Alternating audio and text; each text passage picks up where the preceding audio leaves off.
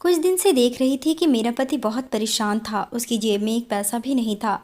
मैंने उसे कहा कि घर में खाने को कुछ भी नहीं है, तो कहने लगा कि चलो अचार से रोटी खा लेते हैं। पर उसने यह नहीं बताया कि उसके पास पैसे क्यों नहीं है, और अभी नहीं है तो कुछ दिनों में पैसे आ जाएगा तो हम अच्छा खाना खाएंगे। उसने ऐसा कुछ भी नहीं कहा। किसी तरह 2 दिन ऐसे ही गुजर गया। अब तो घर में अचार और रोटी भी नहीं थी।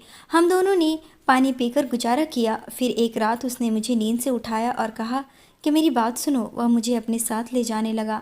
वह मुझे एक बहुत बड़े घर में ले आया और एक कमरे के बाहर खड़ा करके कहने लगा कि मुझे माफ़ कर दो, मैंने तुमसे बहुत सारे झूठ बोले थे और आज उन झूठों के बारे में तुम्हें पता चल जाएगा। लेकिन अगर तुम थोड़ी सी हिम्मत करो और ठंडे दिमाग से सोचो तो हमारी ज़िंदगी ठीक हो जाएगी। इस कमरे में चली जाओ और जो करने को कहा जाए चुपचाप कर लेना। यह याद रखना कि हम लोगों ने ना जाने कितने दिन से ढंग का खाना नहीं खाया है, तो फिर तुम्हें सब कुछ आसान लगेगा। मैं उसकी बात समझी नहीं। उसने मुझे कमरे के अंदर भेज दिया। कमरे में अंधेरा था। मुझे डर लगने लगा। मैं वापस जाने लगी पर उसने बाहर से दरवाज़ा बंद कर दिया। मुझे उसका साया नज़र आ रहा था। वह खड़ा था लेकिन दरवाज़ा नहीं खोल रहा था और मेरी बात भी नहीं सुन रहा था। जब सामने अचानक से रोशनी हुई और एक आदमी उस कमरे में बैठा था, उसे देखकर मैं हैरान रह गई। उसने कहा कि आ गई ना आखिर तुम मेरे पास। और मुझे वह पल याद आ गया जब मैंने उसके साथ बहुत बुरा किया था और अब शायद उसकी बारी थी, क्योंकि वह कोई और नहीं, वो तो मेरा नाम हंसिनी है। मैं बहुत ज़्यादा हसीन थी और हमेशा से ही किसी से प्यार की शादी करना चाहती थी। मैं चाहती थी कि मेरी शादी हो तो मुझे किसी से मोहब्बत हो और उसके बाद शादी हो, लेकिन मेरे घर वालों ने मेरे लिए एक बहुत अच्छा रिश्ता तलाश लिया था। मुझे लगा कि ऐसे ही कह रहे हैं, इतनी जल्दी थोड़ी सब कुछ हो जाएगा, क्योंकि जिस आदमी की बात कर रहे थे बहुत ही ज़्यादा अमीर आदमी था। उसे पूरा शहर जानता था और उसका रिश्ता हमारे घर में कैसे आ सकता था। पर मेरी माँ ने मुझे समझाया कि अमीर लोगों के पास बहुत पैसे होते हैं, उनको किसी बड़े घर से लड़की लाने की ज़रूरत नहीं होती। वह कोई दहेज के भूखे थोड़ी होते हैं।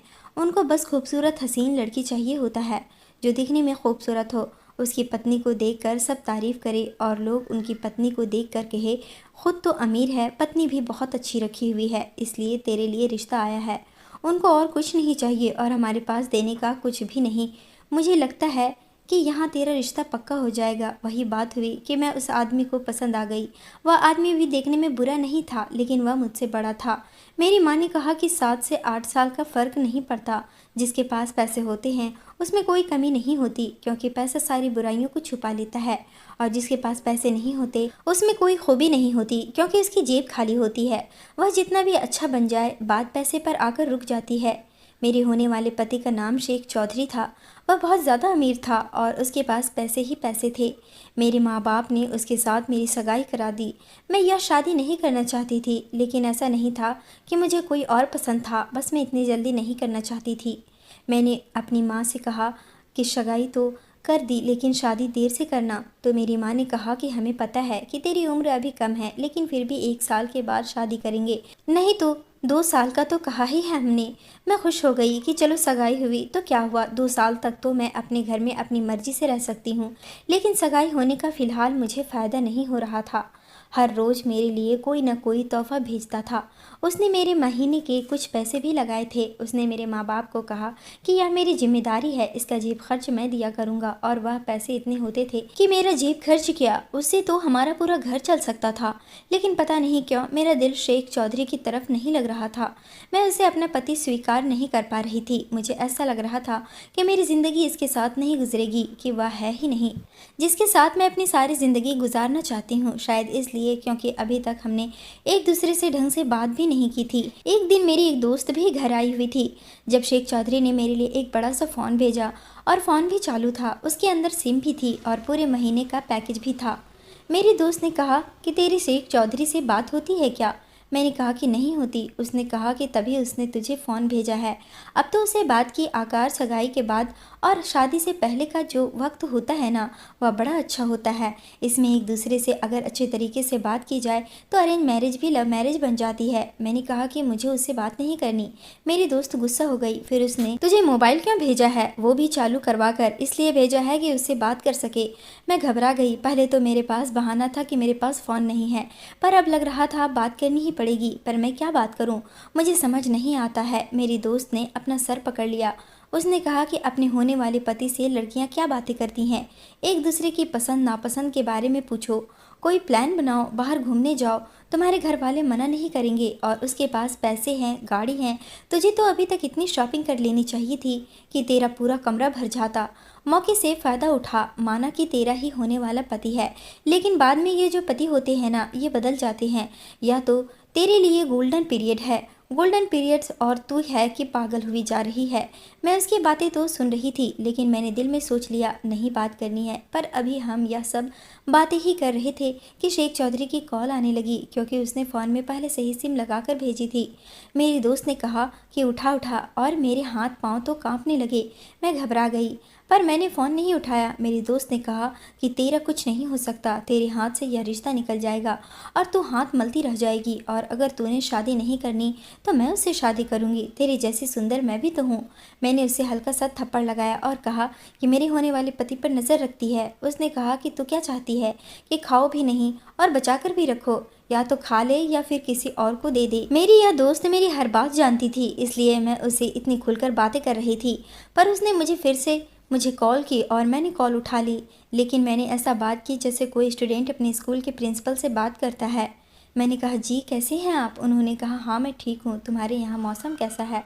बस इतना ही बात हुई और मैंने कोई बहाना करके फ़ोन बंद कर दिया। वह भी समझ रहा होगा कि मैं शर्मा रही हूँ, पर मैं शर्मा नहीं रही थी, मेरा मन ही नहीं कर रहा था उससे बात करने का। शाम हुई तो हम छत पर चले गए। छत से मोहल्ला साफ दिख रहा था। मैंने देखा कि एक लड़का नीचे खड़ा था जो मुझे ही देख रहा था। फिर उसने मुझे इशारा किया और मैं उस इशारे का मतलब समझ गई। उस इशारे का मतलब था कि तुम बहुत सुंदर हो। मुझे यह सब बहुत बुरा लगा और मैं नीचे आ गई। अब जब भी मैं छत पर जाती हूँ वह पहले से ही गली में खड़ा होता था, जैसे उसे पता हो कि मैं इस समय आती हूँ। एक दिन तो उसने मेरी तरफ एक गुलाब का फूल उछाल दिया। मुझे नहीं पता क्यों, लेकिन उसकी यह हरकत मुझे बुरी नहीं लगी। फिर एक दिन उसने मेरी तरफ से चॉकलेट फेंकी और मैंने वह चॉकलेट खा भी ली, और फिर तो हद ही हो गई। उसने मुझे पत्थर मारा। पत्थर मुझे लगा तो नहीं, लेकिन वह सिर्फ पत्थर नहीं था, उसमें एक कागज़ था जिस पर उसका नंबर लिखा हुआ था और नीचे उसका नाम भी। उसने लिखा था मेरा नाम शानू है, तुम मुझे बहुत अच्छी लगती हो, अगर तुम मुझे मैसेज करोगी तो मुझे खुशी होगी, पछताना नहीं पड़ेगा। 3 दिन तक मैं ना तो छत पर गई और ना ही मैंने उसे मैसेज किया, लेकिन उसका वह ख़त मेरे पास था। मैं बार बार उसे पढ़ती थी। फिर मैंने उसे मैसेज किया और उसे कहा तुमने मेरा नंबर क्यों फेंका, तुम कोई बदतमीज बदमाश हो क्या? लेकिन मैंने उससे थोड़ी सी बात की। वह ऐसा कोई बात से बात निकालने का हुनर जानता था कि वह हम लोग बातें करने लगे। बातें करते करते दोस्ती हो गई। रूटीन की ही बातें करते थे, कोई ऐसे वैसे बात नहीं थी। एक दूसरे के पसंद नापसंद के बारे में बातें करते थे। पता नहीं मुझे क्या हो गया था, शायद यह मेरी जिंदगी में पहली बार हो रहा था कि मैं किसी की तरफ खींची चली जा रही थी। उससे बात न करती तो मेरा दिन नहीं गुजरता था। दूसरी तरफ शेख चौधरी भी मुझसे बात करने की कोशिश करता था। शेख चौधरी कोई बहुत निकम्मा आदमी नहीं था कि जिसके पास वक्त हो, लेकिन जब उसे वक्त मिलता था वह मुझसे कोई ना कोई बात करने की कोशिश करता, और मैं उसे ऐसे बात करती जैसे वह मेरा होने वाला पति नहीं बल्कि मेरा कोई बॉस हो। मेरे लिए फूल भेजता था, चॉकलेट भेजता था, पूछता था तुम्हें कुछ चाहिए तो बोलो। वह मेरे लिए कुछ न कुछ रोज भेजता था। मेरे माँ बाप खुशी से पागल हो चुके थे। उन्होंने तो सारे परिवार में यह बात फैला दी थी कि हमारी बेटी की शादी बहुत ऊंचे घर में हो रही है और लड़का इतना अच्छा है कि अभी तक हमारी बेटी पर 2 महीने में ही लाखों लुटा चुका है। मेरी सालगिरह भी आने वाली थी। मैंने शानू को भी बताया कि मेरी सालगिरह है। उसने कहा कि मैं तुम्हारे लिए तोहफा लेकर आऊँगा। तब तक हमारी दोस्ती मोहब्बत बन चुकी थी, लेकिन अभी तक हम दोनों में से किसी ने भी इजहार नहीं किया था। सालगिरह वाले दिन मुझे सबसे पहले शेख चौधरी ने ही मैसेज किया। उसने कहा कि तुम्हारा गिफ्ट तुम्हें दोपहर तक मिल जाएगा। वह इतने गिफ्ट भेज चुका था कि अब मुझे समझ नहीं आ रही थी कि क्या भेजेगा, लेकिन मुझे तो शानू के गिफ्ट का इंतज़ार था। जब मैं छत पर गई तो उसने वहाँ गिफ्ट मेरी तरफ उछाल दिया। मैंने उस तोहफे को खोला तो उसमें एक छोटा सा प्यारा सा भालू था, जिसमें अपने हाथ में एक दिल पकड़ा हुआ था और उस दिल पर लिखा था आई लव यू। क्या वह मुझसे अपनी मोहब्बत का इजहार कर रहा था, या फिर यह गिफ्ट उसने मुझे ऐसे ही दिया था? मैं शर्मा के नीचे आ गई। थोड़ी देर बाद दरवाजे पर किसी ने बेल बजाई। मेरे पापा बाहर गए और कहा कि आपकी बेटी के लिए गिफ्ट आया है, यहाँ पर साइन कर दें। लेकिन उस आदमी के हाथ में कुछ भी नहीं था। मेरे पापा ने कहा कि गिफ्ट कहाँ है, तो उस आदमी ने कहा कि गिफ्ट बहुत बड़ा है, अंदर नहीं ला सकते, आप बाहर आकर देखें। हम सब लोग हैरान हो गए। जाकर देखा तो यह देखकर हमारी तो आंखें फटी की फटी रह गई कि वह गिफ्ट कोई छोटी मोटी नहीं बल्कि एक गाड़ी थी। उसने मुझे कार गिफ्ट की थी। मेरे पापा ने सारी ज़िंदगी काम किया था लेकिन वह गाड़ी नहीं खरीद पाए थे, और अब जब गाड़ी भर के दरवाजे पर खड़ी थी तो उनकी आंखों में खुशी के आंसू आ गए और मैं परेशान हो गई कि इतना बड़ा गिफ्ट, लेकिन मेरे हाथ में तो वह छोटा सा भालू था जो मुझे शानू ने दिया था, और मेरे लिए उससे ज़्यादा कीमती इस वक्त और कुछ भी नहीं था। अब हमारी मोहब्बत बढ़ने लगी और हम लोग एक दूसरे के बिना नहीं रह सकते थे। अब तो हम लोग चोरी चोरी मिल भी लिया करते थे। मैं बाजार जाने का बहाना करती, वह भी वहाँ आ जाता था। हम एक दूसरे से बातें भी कर लेते थे। मैंने उसे अभी तक यह नहीं बताया था कि मेरी सगाई हुई है, इसलिए सोचा कि बता देती हूँ। मैंने उसे कहा कि मेरी सगाई हुई है, और अभी मैंने इतना ही कहा तो वह कहने लगा, सगाई हुई है, शादी तो नहीं हुई ना, तोड़ दो सगाई। मैंने कहा लेकिन मेरी सगाई और मुझे जाना पड़ा क्योंकि शेख चौधरी मुझसे मिलने के लिए आया हुआ था और मैं घर पर नहीं थी। उसने कहा, आप तो मुझसे बहुत दूर रहती हैं, या आपका शर्माना है या कुछ और है। मैंने कहा, वह मुझे अच्छा नहीं लगता ये सब कुछ, और अब तो मुझे यह सब कुछ वाकई अच्छा नहीं लग रहा था। मैं अपने आप को शानू के नाम कर चुकी थी, वही मेरा सब कुछ था। मैं इसके अलावा किसी और के बारे में सोच भी कैसे सकती थी। लेकिन आज शेख चौधरी ने मेरा हाथ पकड़ने की कोशिश की। उसने कहा, जो चीज़ मुझे पसंद आ जाती है उसे मैं किसी और के साथ नहीं देख सकता। आपका मुझसे दूर दूर रहना कहीं कुछ और तो नहीं कह रहा। मुझे ऐसा क्यों लगा जैसे उसे मुझ पर शक हो गया था। मैंने कहा, नहीं ऐसी कोई बात नहीं है, आप ऐसी बातें क्यों कर रहे हैं। उसने कहा, आपका फ़ोन अक्सर एंगेज रहता है जबकि मेरे पास आपसे बात करने के लिए वक्त होता है, लेकिन आप मुझसे बात नहीं करती। मैं घबरा गई और मैंने झूठ बोल दिया, मेरी दोस्त है, मैं उसी से बातें करती हूँ। उसने कहा, मुझे अपना दोस्त समझो और मुझसे बातें किया करो। इसका यही मतलब था कि उसे मुझ पर शक हो गया था। मैंने शानू को यह नहीं बताया था कि मेरी सगाई किससे हुई थी, लेकिन अब मैं यह सगाई तोड़ना चाहती थी और यह सब कुछ छोड़ देना चाहती थी। मुझे हिम्मत करनी थी। अगर मैं अब हिम्मत नहीं करती तो सब कुछ बर्बाद हो सकता था। मैंने अपनी ज़िंदगी शानू के साथ गुजारने का फैसला कर लिया था। शेख चौधरी ने किस तरह से मुझसे बात की थी, उसकी आंखों में देखते ही मैं उसके सामने नर्वस हो गई थी। मुझे उससे डर लग रहा था। मैं ऐसी आदमी के साथ अपना सारा जीवन नहीं गुजारना चाहती थी। मैंने फैसला कर लिया था और सबसे पहले यह बात अपने दोस्त को बता दी तो हैरान ही रह गई। उसने कहा, यह शानू कौन है, क्या करता है। मैंने कहा, नौकरी करता है, उसका अपना घर है। शेख चौधरी जैसा अमीर नहीं है, लेकिन मेरी मोहब्बत है, मैं उसी से शादी करना चाहती हूँ। मेरी दोस्त ने मुझे बहुत समझाया। 2 घंटे तक वह यही कहती रही कि तेरा फैसला गलत है। मैंने कहा, तूने उसकी हरकतें नहीं देखी, बहुत ही ज़्यादा अजीब सा है, सारी ज़िंदगी मुझ पर हुक्म चलाना चाहता है। अमीर लोग तो ऐसे ही होते हैं, तभी तो ऐसे मुकाम पर पहुँचते हैं। उसने कहा, क्या अमीर लोग अच्छे नहीं होते, अच्छा बनने का नाटक करते हैं। मैंने कहा, मेरे लिए मोहब्बत ही सब कुछ है, पैसा नहीं, क्योंकि अगर मोहब्बत पास हो तो 2 वक्त की रोटी खाकर भी गुजारा हो सकता है, लेकिन मोहब्बत ना हो तो अच्छे अच्छे खाने भी अच्छे नहीं लगते। हिंदी में अनुवाद जाकर शादी कर लेंगे, बाद में तुम्हें अपने घर ले जाऊंगा, तुम्हें मेरी पत्नी बन जाओगी, फिर कोई कुछ नहीं बोल पाएगा। मैंने अपने घर वालों को बता दिया कि मैं शेख चौधरी से शादी नहीं करना चाहती। क्या मुझे अच्छा नहीं लगता, आप लोगों की पसंद है, आपने मेरी शादी करवाई, मुझसे पूछा भी नहीं, सिर्फ पैसा देखा, आदमी को नहीं देखा। मैंने उसकी छोटी सी बात को जानबूझकर वजह बना लिया था और अब मैं इस रिश्ते से निकलना चाहती थी। मेरे माँ बाप का वही रिएक्शन था जो कि माँ बाप का होता है। हमने तुझे पाल पोस कर बड़ा किया, हमने तुझे पैदा किया, आज इतनी बड़ी हो गई है, हमारे परिवार की इज्जत खाक में मिलाना चाहती है। यह सब कुछ हमारी परंपरा के खिलाफ है, हम यह नहीं होने दे। आगे और पता नहीं क्या क्या बोलते रहें, लेकिन मुझे रोक नहीं सकते थे। उन्होंने मुझे बहुत डांटा, मेरी माँ ने तो मुझे थप्पड़ भी मार दिया। बहुत बड़े बड़े तमाशे बने। मैंने 3 दिन तक कुछ खाया नहीं, मैं रोती रही। फिर मेरे दिमाग में ख्याल आया, मैंने उनको कह दिया कि हाँ ठीक है, मैं शेख चौधरी से शादी कर लूँगी। एक पल को मेरा दिमाग भटक गया था, लेकिन आप लोग ठीक कह रहे हैं, और जब तुम मुझ पर भरोसा हुआ कि मैं बात को समझ गई हूँ तो मैंने घर में पड़े थोड़े से जेवर और कुछ पैसे लेकर घर से भाग गई। मैं सीधे शानू के पास चली गई। हम लोग मंदिर में चले गए, वहाँ जाकर हमने शादी कर ली। अब हम दोनों पति पत्नी बन चुके थे। मैंने अपने घर वालों को फ़ोन किया और यह सब कुछ बता दिया कि मैंने किसी से शादी कर ली है। अब मैं आप लोगों को अपनी कहानी सुना रही हूँ। तो यह सब कुछ बताने में शायद बहुत आसान लग रहा होगा कि कुछ जल्दी जल्दी सब बता दिया। शादी भी हो गई, लेकिन मैं जानती हूँ कि मुझ पर क्या गुजरी थी। मैंने खाना नहीं खाया था, मैं दिन रात रोती रही थी।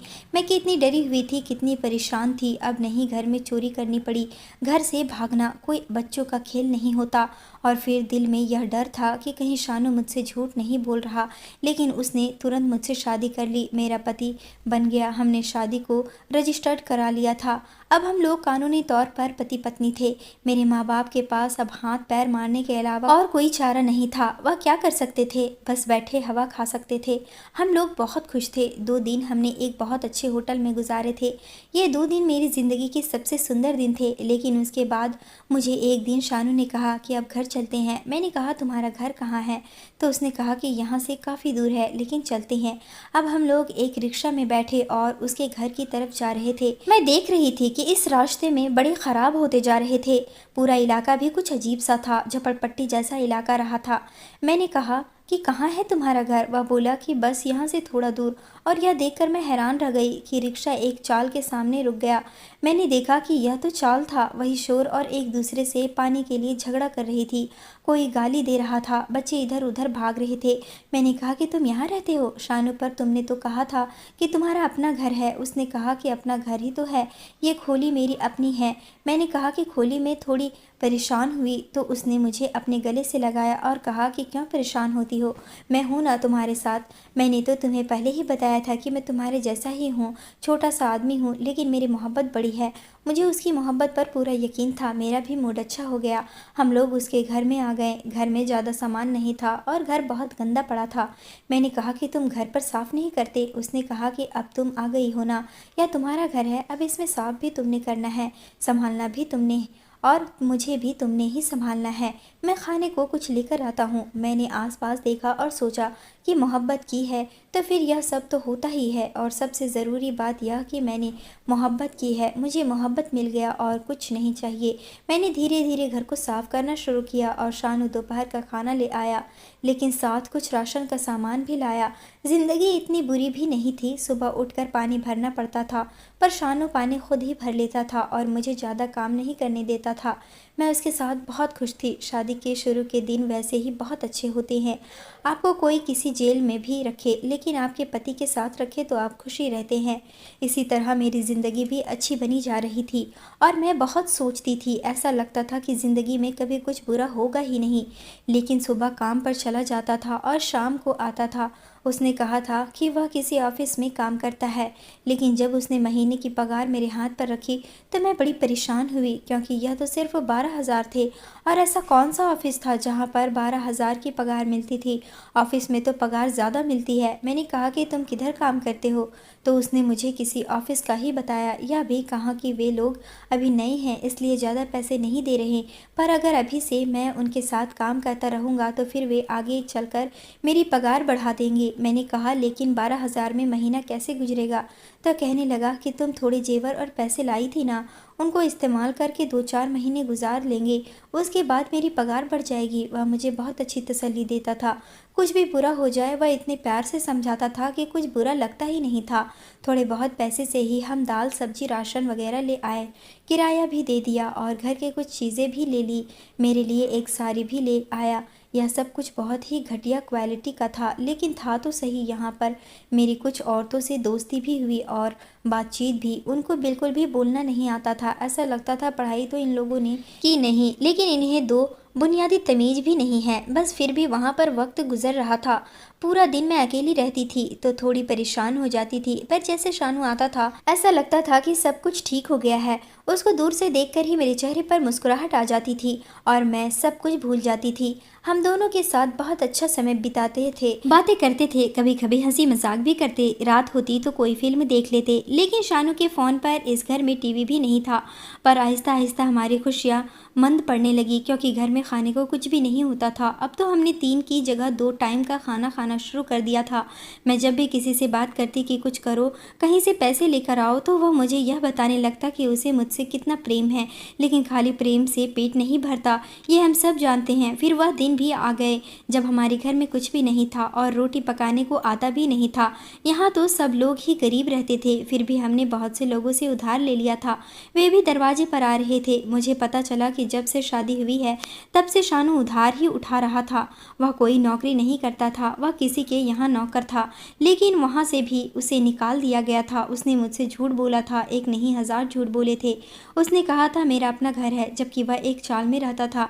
यह झूठ भी मैं बर्दाश्त कर गई। फिर उसने कहा मैं ऑफिस में नौकरी करता हूँ, जबकि ऐसा भी नहीं था। वह किसी अमीर आदमी का नौकर था और अब उसे वहाँ से भी निकाल दिया गया था। एक दिन तो वह 2-4 रोटियाँ ले आया जो हमने पानी के साथ खाए। मैं ऐसे माहौल में नहीं रह सकती थी, क्योंकि मैंने यह सब कुछ कभी नहीं देखा था। मैं किसी गरीब घर से नहीं थी।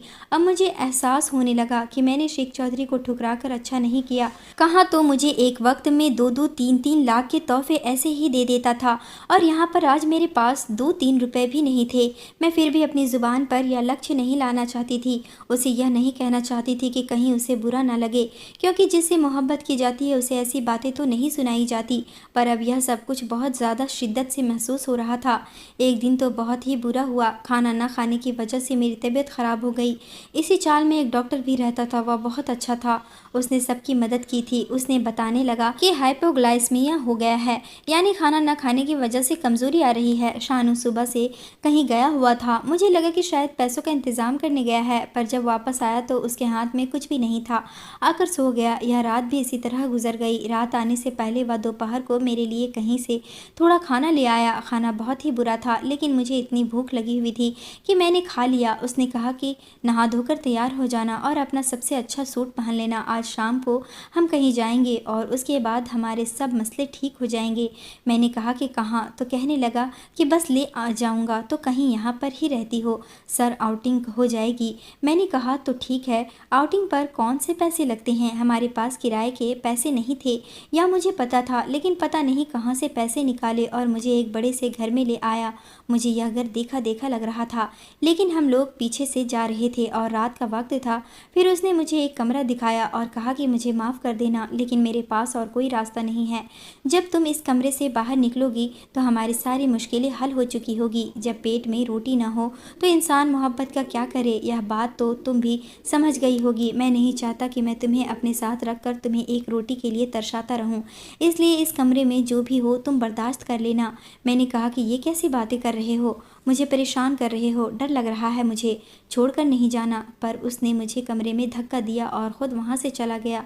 जैसे ही मैंने पलटकर देखा तो सामने शेख चौधरी बैठा हुआ था।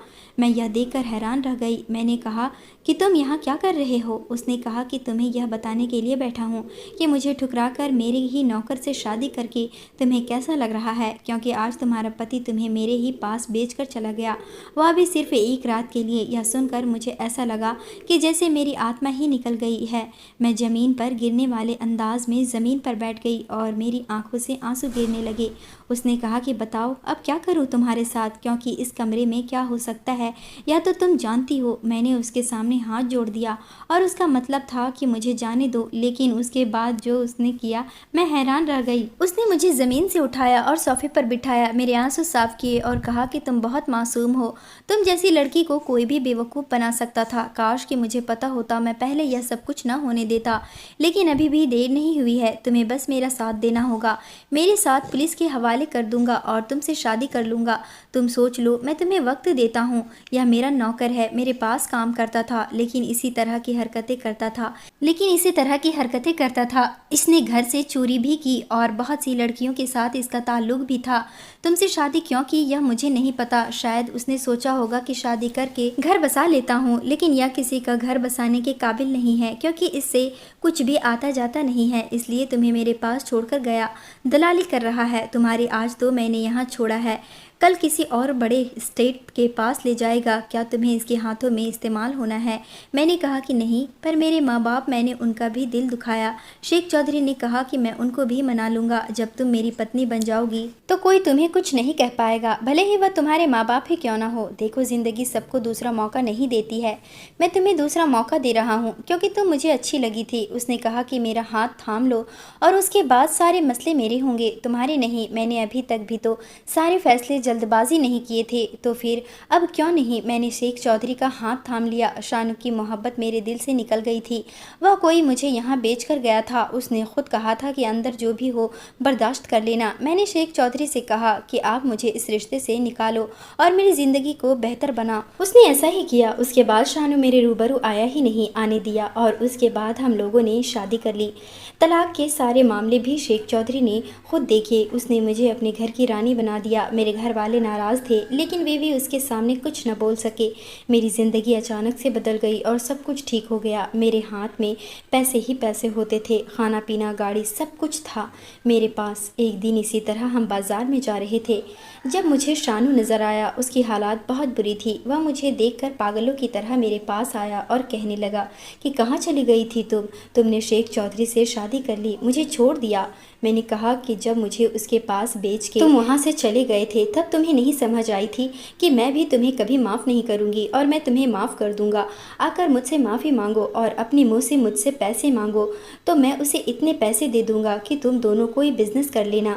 मैं शेख चौधरी से मदद मांगने के लिए गया था। उसने कहा था कि तुम नहीं अपनी पत्नी को लेकर आओ। वह मुझसे मदद मांगी तो मैं उसकी मदद करूँगा, इसलिए मैंने तुम्हें कहा था कि अंदर जो भी हो बर्दाश्त कर लेना, क्योंकि शायद तुम्हें उससे माफ़ी मांग कर उसे पैसे लेने पड़ते। हाँ, मैं बुरा हूँ, इसलिए मैंने तुम्हें अपनी पत्नी बनाया था। सारी ज़िंदगी तुम्हारे साथ जीनी थी। मेरी बुराई सिर्फ यह है कि मैं गरीब था, लेकिन तुमने मुझे इतना बड़ा धोखा दिया।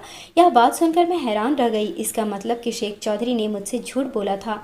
शानू वहाँ से चला गया। अब वैसे भी कुछ नहीं हो सकता। अब मैं उसकी नहीं, शेख चौधरी की पत्नी थी, लेकिन वापस आते हुए यही सोच रही थी कि क्या मुझे यह बात शेख चौधरी से करनी चाहिए कि उसने मेरे साथ इतना बुरा किया, झूठ बोला। वह शायद मुझे हासिल करना चाहता था और उसे यह बात बुरी लगी थी कि उसको नौकर ने उसकी मोहब्बत छीन ली, इसलिए उसने चाल चली और मुझे शानू से छीन लिया। शानू के पास कुछ नहीं था, पैसे नहीं थे, नौकरी नहीं थी, घर नहीं था, लेकिन वह मुझसे बहुत प्रेम करता था और शेख चौधरी ने मुझे सब कुछ दिया सिवाय प्रेम के। आज इस बात को 2 हफ्ते हो गए हैं।